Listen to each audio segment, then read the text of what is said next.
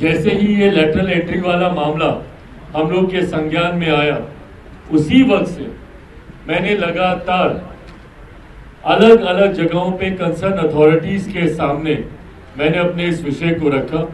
प्रधानमंत्री जी के समक्ष मैंने इन बातों को प्रमुखता से रखा। उनके संज्ञान में अनुसूचित जाति, जनजाति, पिछड़ा वर्ग के लोगों के तमाम चिंताओं को मैंने रखने का काम किया। लगभग पिछले 1.5-2 दिन से लगातार मैं खुद प्रधानमंत्री जी के और प्रधानमंत्री जी का कार्यालय मेरे संपर्क में रहा। उन्होंने इस विषय से जुड़े हुए हर बिंदु पर मुझसे चर्चा करने का उन्होंने काम किया। समय समय पर जो दस्तावेज भी उनको मुहैया कराने की जरूरत पड़ी, पिछले 1.5-2 दिन में मैंने उनको तैयार कर प्रधानमंत्री कार्यालय पीएमओ में भी मैंने भेजने का काम किया, इस विश्वास के साथ कि प्रधानमंत्री जी जब इस विषय की गंभीरता को समझेंगे और वो समझेंगे निजी क्षेत्र में आरक्षण की व्यवस्था नहीं है, ऐसे में सरकारी क्षेत्र में कोई भी नियुक्ति होती हो, किसी भी तरीके की नियुक्ति होती हो, ऐसे में सरकार को आरक्षण के नियमों का पालन करना चाहिए। ये मांग लोक जनशक्ति पार्टी रामविलास की रही है हमेशा से। विपक्ष जो आज की तारीख में इसको लेकर हो हंगामा खड़ा करने का कार्य कर रहा है, ये प्रेसिडेंट्स भी विपक्ष की सरकारों के दौरान ही खड़े किए गए हैं।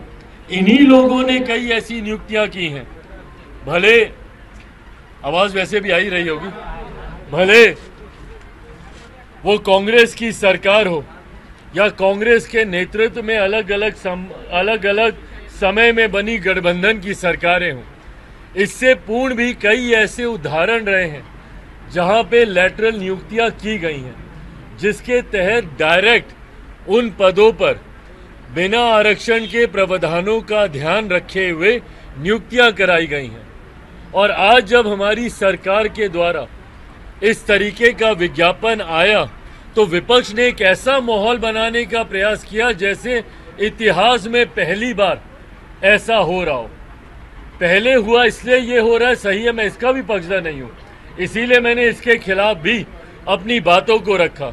मुझे खुशी है और ये मेरे विश्वास को पुनः बल देता है कि मेरे प्रधानमंत्री आदरणीय नरेंद्र मोदी जी ने समाज के एक बड़े वर्ग, अनुसूचित जाति, जनजाति, पिछड़ा वर्ग से आने वाले लोगों की चिंताओं को समझा और आज एक आदेश के तहत ये जो विज्ञापन निकला था इसको रद्द किया जाता है।